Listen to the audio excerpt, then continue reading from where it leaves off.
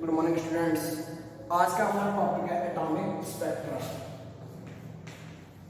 Atomic spectra, देखिए what is atomic spectra. हम एक प्रिज्म लेते हैं। First of all take prism.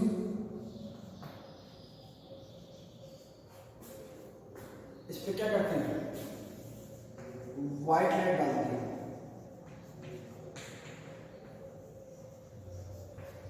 जैसे व्हाइट लाइट इंसिडेंट होती है प्रिज्म में, हमको विभिन्न प्रकार की क्या मिलती है, कलर रेज मिलती है। इसी को हम क्या कहते हैं, हमें क्या मिलती है, कलर रेज मिल रही है, जिसको हम क्या कहते हैं, स्पेक्ट्रा कहते हैं। तो हमें कलर श्रृंखला दिखाई देती है।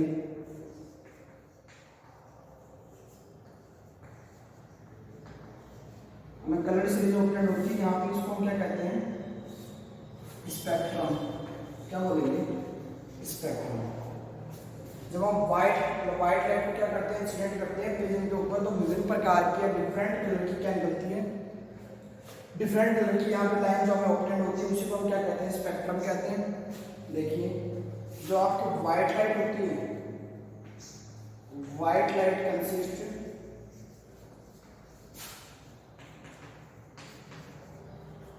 डिफरेंट या all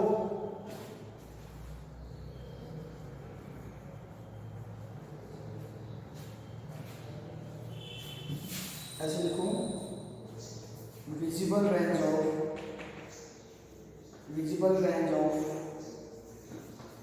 white light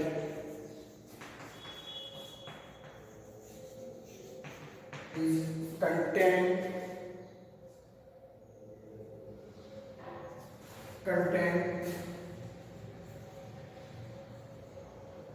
contain all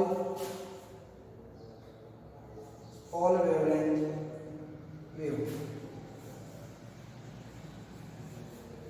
सभी प्रकार की क्या होती है, इसके अंदर वेवलेंथ क्या पाई जाती है, विजुअल रेंज पाई जाती है। जैसे मैं बताता हूँ आपको कौन कौन सी होती है। विबग्योर, आपका जो व्हाइट लाइट होती है उसके अंदर कौन कौन सी पाई जाती है, विबग्योर से आपको ध्यान में रखना है। ये हो जाएगा आपका violet, indium, blue, brown. VIBGYOR से आपको याद रखना है, ये होगा रेड, ये होगा वायलेट। आप और भी याद रख सकते हैं यहाँ पे, orange, yellow, green, blue, indium, ये आपके कलर होते हैं। अब देखिए सबसे ज्यादा मैक्सिमम वेवलेंथ किसकी होती है, रेड की होती है, मैक्सिमम वेवलेंथ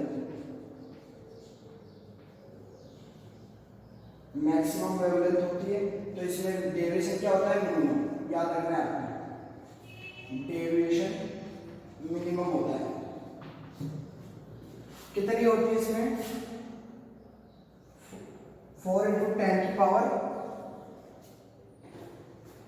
14 हर्ट्ज। 4 × 10 की पावर 14 हर्ट्ज। जबकि जब वॉलेट की आप बात करें तो इसमें वेवलेंथ कैसी होगी, मिनिमम वेवलेंथ होगी, मिनिमम वेवलेंथ। और इसमें डेविएशन कैसा होगा, मैक्सिमम।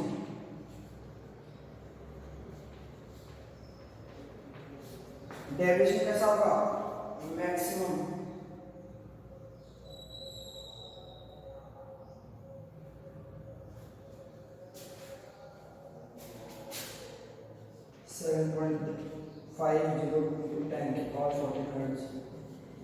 ये होगी, ठीक है। अब आप देखिए इसकी क्या होती है, मैक्सिमम वेवलेंथ होती है, तो डेविएशन कैसा होता है, मिनिमम होता है।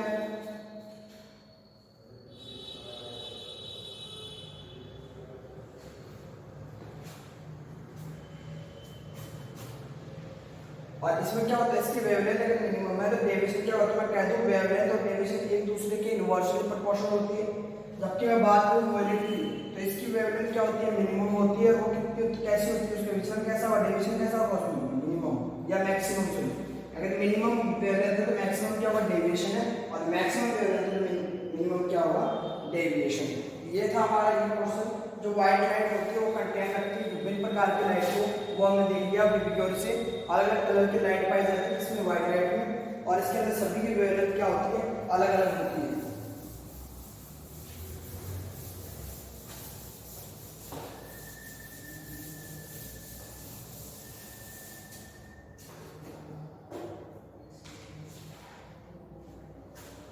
फिर देखिए visible light is a small portion of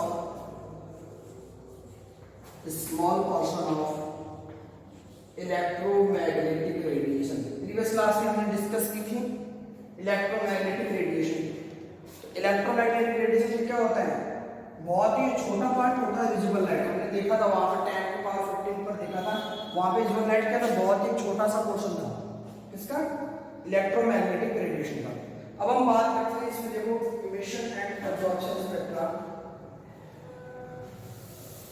हमें 2 टाइप्स के स्पेक्ट्रा मिलते हैं। एक आता है first of all emission spectra,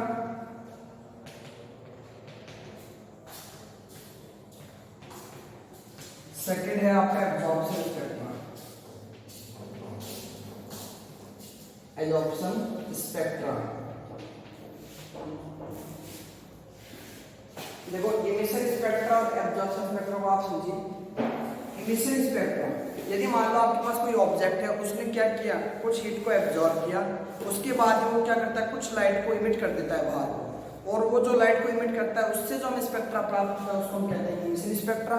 यदि एब्जॉर्ब करने के कारण उसकी तरंगदैर्घ्य क्या हो जाती है, वेवलेंथ क्या हो जाती है, फ्री हो जाती है या मुक्त हो जाती है, तो उसको हम क्या कहते हैं, वो कहते हैं मुक्त हो जाती है, तो उसको हम क्या कहते हैं, एब्जॉर्प्शन स्पेक्ट्रा। समझो इसको, मान लो आपके पास ये एटम का न्यूक्लियस है, ये आपके पास ऑर्बिटल में लिख देता हूं n बराबर 1 2 3 4 5। आप नंबरिंग दे सकते हैं k l m n o, ठीक है। अब देखिए आप यहां से इलेक्ट्रॉन क्या करेगा, ये लोअर एनर्जी स्टेट है, यहां से क्या करेगा, हाई एनर्जी स्टेट में जाएगा, यहां जा सकता है, यहां जा सकता है। इस प्रकार क्या कर सकता है, इलेक्ट्रॉन क्या करता है, एक्साइटेड हो जाता है। कब, जब हम इसको एनर्जी प्रोवाइड करवाते हैं, यानी यहाँ पे भी इसको क्या करनी पड़ती है, एनर्जी देनी पड़ती है यहाँ पे। तो ये क्या करता है, एनर्जी, इलेक्ट्रॉन क्या करता है, एनर्जी को अब्सॉर्ब करता है, और फिर क्या करता है, यहाँ से एक स्टेट से अपनी ग्राउंड स्टेट से एक्साइटेड स्टेट में चला जाता है। यानी इलेक्ट्रॉन क्या करता है, आपकी ग्राउंड स्टेट से कहाँ जा रहा है, यदि ग्राउंड स्टेट से एक्साइटेड स्टेट में जा रहा है, एक्साइटेड स्टेट,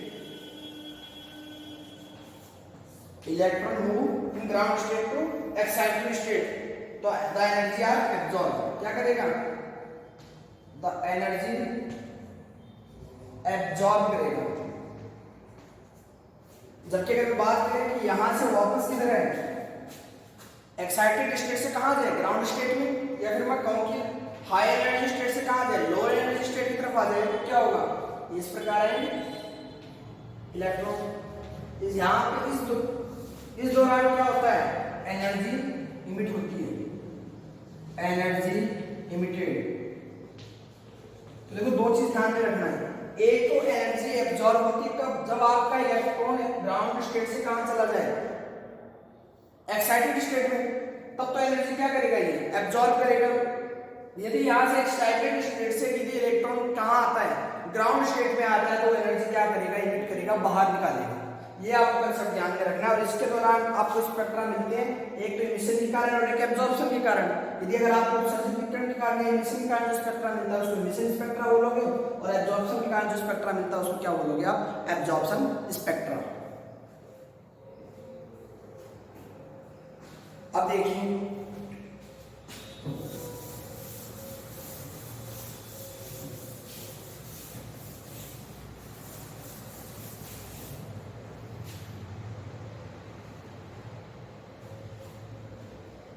हमारे जो गैस की है,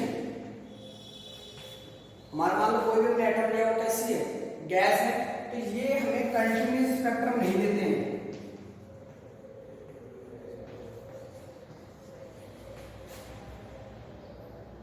स्पेक्ट्रम नहीं देते, सतत रूप से ये क्या नहीं होते, उत्सर्जन स्पेक्ट्रम में प्रदर्शित नहीं करते हैं। देखो यहाँ पे क्या नहीं करेगा, जो गैस है वो क्या नहीं कर रही है, कंटिन्यूअस स्पेक्ट्रम नहीं दे रही है। या फिर मैं कहूँ कि जो उत्सर्जन स्पेक्ट्रम मिलेगा आपको, उसका इमिशन स्पेक्ट्रम,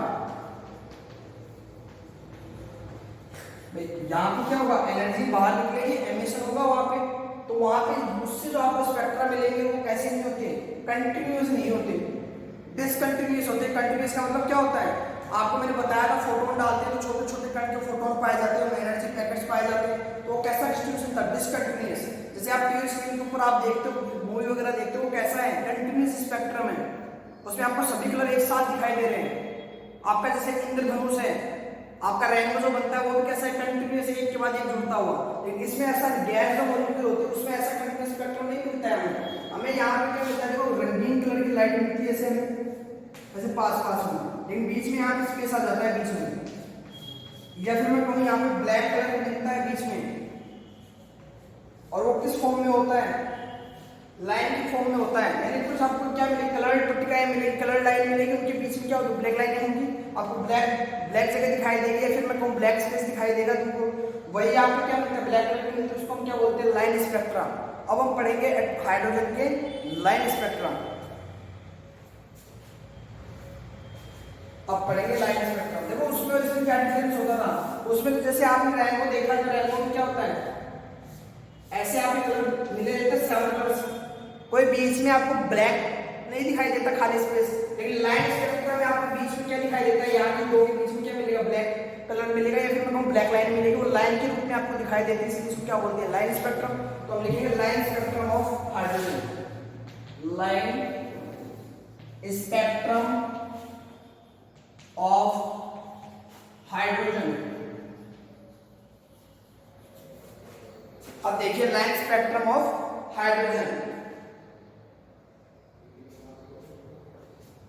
देखो hydrogen spectrum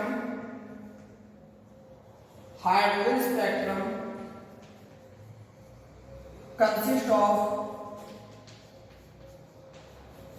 several line series spectrum, several line series,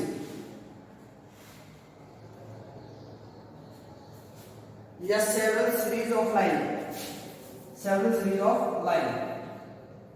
देखो जो आपके यहाँ पे आपको हाइड्रोजन के जो स्पेक्ट्रा मिलते हैं उसमें बहुत सारी क्या होती है, सीरीज होती है, लाइन होती है। अब वो सीरीज कौन कौन सी होती है लाइन में आपको बताऊंगा, कौन कौन सी सीरीज होती है, उसका डिस्कशन डिटेल से करेंगे।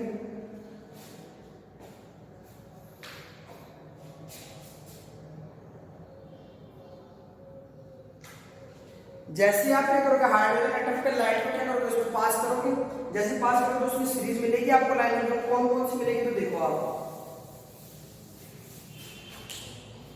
हमें पहले तो मिलती है Lyman series, Lyman series,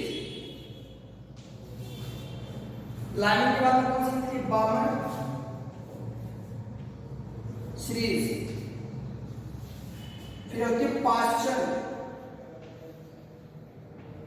series, फिर आएगी आपकी ब्रैकेट सीरीज, और फिर आती है आपके सिलेबस में फुंड सीरीज। आपके सिलेबस में एक सीरीज होती है हैमट्री, वो आपके सिलेबस में नहीं है, आपको क्या करना है, 5 पढ़नी है आपको, पास्चर, ब्रैकेट और फुंड। अब देखिए यहाँ पे इसको समझने के लिए मैं आपको चीज समझाता हूँ। देखिए ये मान लीजिए आपके पास एनर्जी लेवल से,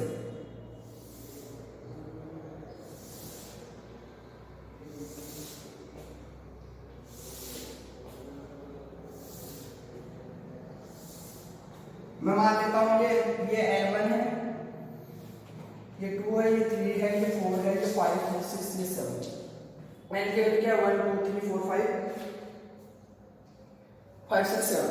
अब देखो क्या होता है, ये चीज हमें हमेशा ध्यान में रखनी है, लाइन स्पेक्ट्रम ऑफ हाइड्रोजन जो हमें सीरीज मिलती है वो कैसे स्पेक्ट्रा मिलते हैं, सबके सभी इमिशन स्पेक्ट्रा, क्या मिलेगी, इमिशन स्पेक्ट्रा मिलेगी। यानी इसका मतलब क्या होता है, इट मींस यहाँ पे एनर्जी क्या होगी, इमिट होगी, एनर्जी क्या होगी, इमिट होगी ना।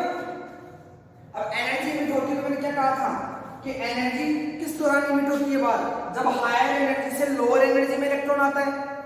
यही तो बताया था मैंने आपको पीछे कि अगर ऊपर वाली कक्षा से यानी हायर एनर्जी से लोअर एनर्जी में आ जाए तो क्या कहलाते हैं, एनर्जी इमिट होती है बात। तो देखो पहला मान लो ये एनर्जी ऑर्बिटल 2 से क्या हो गया, दूसरे ऑर्बिटल से इस फर्स्ट ऑर्बिटल में आ गया, तो जो हायर एनर्जी स्टेट से लोअर एनर्जी स्टेट में आ रहा है। तो ये देखिए कहीं से भी आए मतलब हायर एनर्जी स्टेट में से कहां आना चाहिए, ग्राउंड स्टेट में या लोअर एनर्जी स्टेट में आना चाहिए। देखो ये जो सीरीज आपको मिलती है यहाँ पे अगर आप देखो तो अलग अलग ऑर्बिटल से ये हमेशा ग्राउंड स्टेट में आ रहा है, और कौन सा ऑर्बिटल में, फर्स्ट ऑर्बिटल में आ रहे हैं n बराबर 1 में।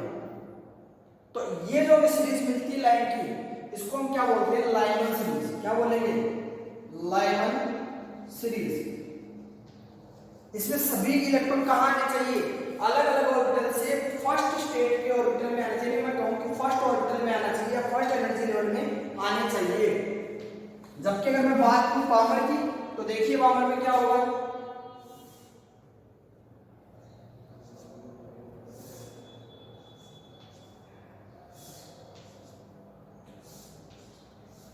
आप देख रहे हैं अगली सीरीज में क्या हो रहा है, जब इलेक्ट्रॉन आपका हायर एनर्जी स्टेट से कहां पे आ रहा है, सेकंड एनर्जी लेवल में आ रहा है, नंबर 2 पे। ये देखिए आप नंबर 2, इस सीरीज को हम बोलेंगे बामर सीरीज। बामर सीरीज जहां पे सभी इलेक्ट्रॉन कौन सी लेवल पर आते हैं, एनर्जी लेवल में आते हैं, सेकंड एनर्जी लेवल में आते हैं इलेक्ट्रॉन। तो हम क्या कहते हैं, वो कौन सी सीरीज प्राप्त होती है हमें, बामर सीरीज। अगर मैं बात करूं किसी पास्चन की, तो देखिए आप इसमें क्या होता है, सभी इलेक्ट्रॉन हायर एनर्जी स्टेट से थर्ड एनर्जी लेवल में आ जाते हैं। तो इस सीरीज को हम बोलते हैं पास्चन सीरीज। और यदि मैं अगर फोर्थ की बात करूं ब्रैकेट की, तो कहां आएंगे, फोर्थ एनर्जी लेवल में आ जाएंगे। तो इसका नाम हो जाएगा ब्रैकेट सीरीज, सॉरी पास्चन का ब्रैकेट सीरीज। और आपकी जो लास्ट है फुल सीरीज, उसमें क्या होगा, आपके जितने भी इलेक्ट्रॉन है वो कहां आएंगे, फिफ्थ में। तो ये क्या आ जाएगा आपका फुल सीरीज। एक मिनट आप नोट डाउन कीजिए, एक्सप्लेन करता हूं इसको आपको अच्छे से।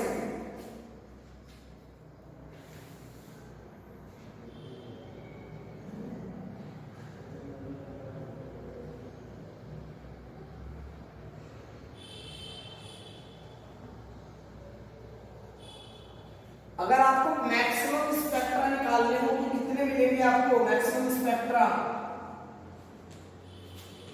तो आपका फॉर्मूला होगा n-1/2, n-1/2। अब n किसको मानोगे आप, मान लीजिए ये आपके पास ट्रांजिशन हुआ, सेकंड एनर्जी लेवल से फर्स्ट एनर्जी लेवल में इलेक्ट्रॉन आया, तो n किसको मानोगे आप, सेकंड को। सेकंड जैसे आप 2 - 1 यानी 1 2/2 यानी 1 एक स्पेक्ट्रा मिला, देखो आपको मिला एक ही। यदि अगर मैं बात करूं 3 से कहां आ रहा है, 1 में आ रहा है, तो मैं 3 क्या रखूंगा, यहां 3 रख दूंगा। 3 रखा तो 3 - 1 into 2 और into 3 करेंगे तो कितना आएगा 6, 6 से 2 का डिवाइड करेंगे तो कितना आएंगे 3। तो यहाँ मैक्सिमम में कितने मिल सकते हैं, 3 मिल सकते हैं। ये किससे कैलकुलेट करेंगे, हम यहाँ पे n की नंबर की वैल्यू दे देंगे 1 2 3, ये अकॉर्डिंग उसके हम क्या निकाल लेंगे, मैक्सिमम स्पेक्ट्रा निकाल लेंगे। अब देखिए आपने देखा कि यदि हायर एनर्जी स्टेट से फर्स्ट एनर्जी स्टेट में यदि इलेक्ट्रॉन आते हैं तो एनर्जी क्या करेंगे, इमिट करेंगे, एनर्जी इमिट करेंगे। ऐसे सीरीज को हम क्या कहते हैं, लाइमन। यदि सेकंड में आते तो बामर, थर्ड में आते तो ब्रैकेट, एंड फोर्थ में आते तो पास्चन, सॉरी थर्ड में आते तो पास्चन, फोर्थ में आते ब्रैकेट, और लास्ट में फुल। अब मैं इसकी एक सीरीज बनवाता हूं आपको, देखिए वो सीरीज। ये सभी कैसे स्पेक्ट्रा है देते हैं, हमें इमिशन स्पेक्ट्रा देते हैं।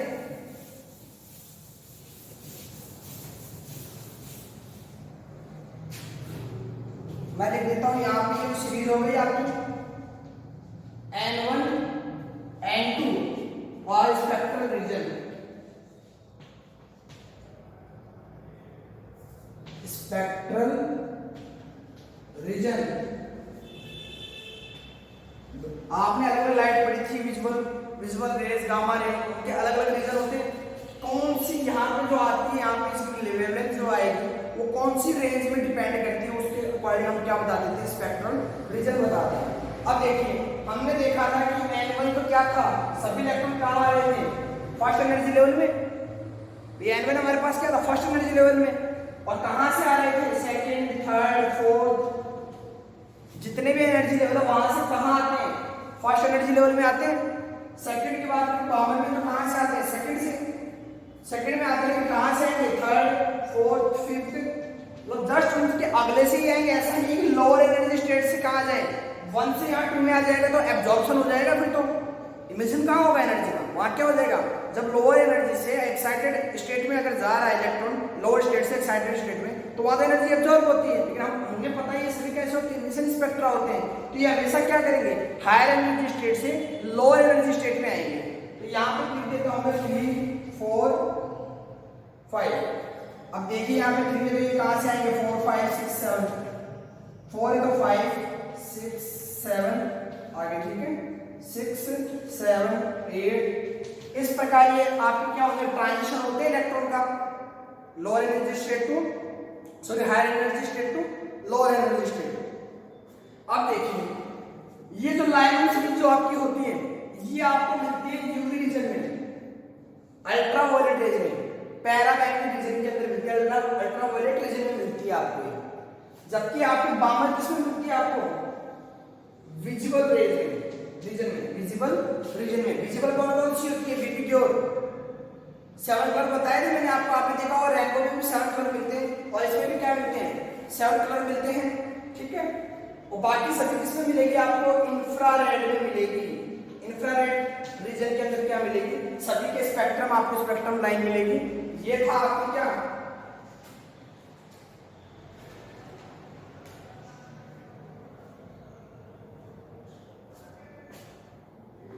ये थी आपकी स्पेक्ट्रल लाइन। अब आगे देखिए आप एक चीज और देख लीजिए, आपने पढ़ा म्यू बार बराबर 1 लैम्डा। लैम्डा क्या था, देखो यहाँ पे सी बराबर म्यू लैम्डा कहा था हमने, प्रीवियस क्लास में डिस्कस किया था। तो यहाँ पे लैम्डा किसके बराबर आ जाएगा, सी अपॉन म्यू के। तो मैं यहाँ लिख सकता हूँ सी अपॉन म्यू। ये किसके बराबर आता है, देखिए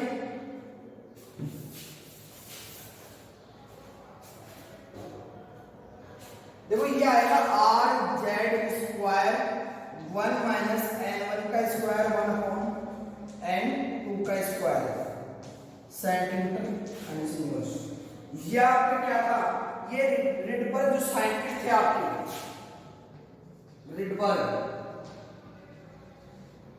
रिडबर्ग ने फॉर्मूला दिया था। उन्होंने कहा था कि इस फॉर्मूले से आप क्या कर सकते हो, वेवलेंथ कैलकुलेट कर सकते हो, क्या लैम्डा कैलकुलेट कर सकते हो। आर यहाँ पे क्या रिडबर्ग कांस्टेंट है, ये क्या है यहाँ पे रिडबर्ग कांस्टेंट। इसकी वैल्यू कितनी होती है, 109.667। इतनी क्या होती है इसकी वैल्यू होती है सेंटीमीटर यूनिवर्स। अब n1 आपको क्या था, यहाँ पे आपकी लोअर एनर्जी स्टेट थी। n1 क्या थी आपके पास, मान लो जो n1 इंटीजर वैल्यू थी 1 2 3 4 5, ये तो थी आपके पास n1। लेकिन आपके पास n2 क्या था, यहाँ पे n1 + 1, कम से कम +1 हो, n1 + 2, n1 + 3, यही तो थे आपके पास। भाई हायर एनर्जी स्टेट से तो लोअर एनर्जी स्टेट पे इलेक्ट्रॉन आ रहे थे, तभी तो एनर्जी क्या हो रही थी, लिमिट हो रही थी। ये यहाँ पे तो रिडबर्ग जो साइंटिस्ट ने उन्होंने एक फॉर्मूला दिया था, इसके अकॉर्डिंग हम क्या कैलकुलेट कर लेते हैं, यहाँ पे हम क्या निकाल लेते हैं, यहाँ पे लैम्डा वेवलेंथ कैलकुलेट कर लेते हैं। इस प्रकार आज हमारा 11th क्लास में ये टॉपिक था, बाकी हम करेंगे नेक्स्ट क्लास में। आज के लिए इतना ही, थैंक यू।